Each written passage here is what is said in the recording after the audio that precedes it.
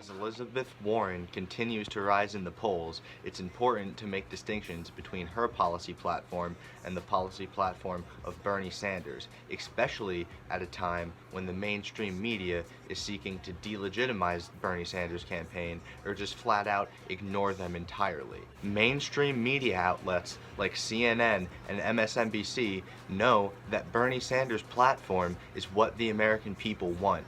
They know that the American people support a progressive agenda, but they don't want to focus on the campaign of Bernie Sanders because he is looking to tear down the establishment's power structure. Elizabeth Warren is looking to work within it.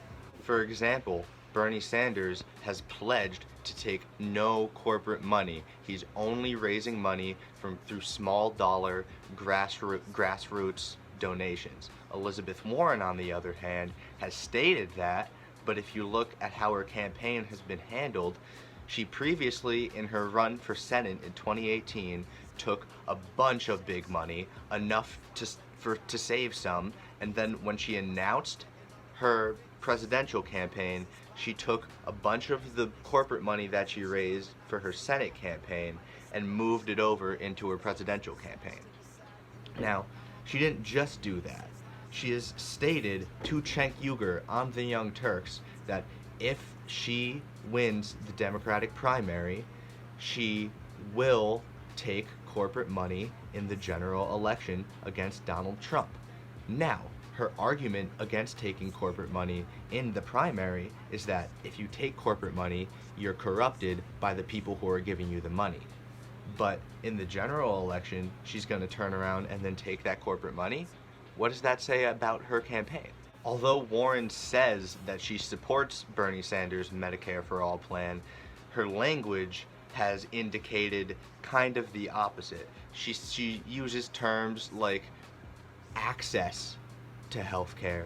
It doesn't matter if you have access to healthcare if you can't afford that healthcare. We need affordable healthcare. Another crucial difference between Senator Bernie Sanders and Elizabeth Warren is in their tax on extreme wealth. Under Sanders' tax on extreme wealth, married couples worth more than $32 million would pay a 1% tax on their wealth above that threshold. The rate would rise to 2% on net worth between $50 million and $250 million, climbing in increments to an 8% tax on wealth above $10 million. Bernie's wealth tax, meanwhile, would hit the richest 180,000 households in the U.S. who are in the top 0.1%, according to the proposal. It would cut the wealth of billionaires in half over 15 years. Warren's tax on extreme wealth, on the other hand, is calling for a 2% levy on wealth above $50 million with an additional 1% tax on net worth above $1 billion. It's estimated that her plan would only hit the richest 75,000 households. Another difference Bernie Sanders and Elizabeth Warren have in healthcare is concerning prescription drug prices.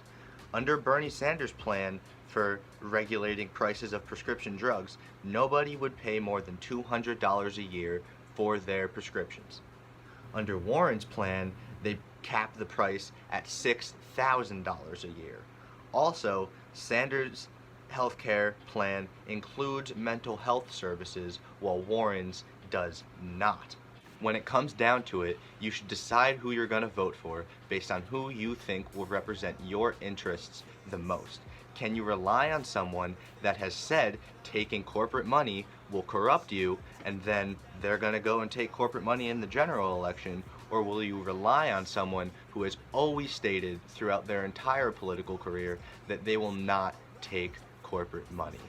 That candidate is Bernie Sanders.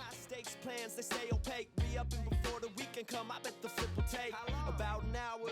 It's cause it's our kingpin. I come to win, she just alleviate the power. And I'm making plays all day, can't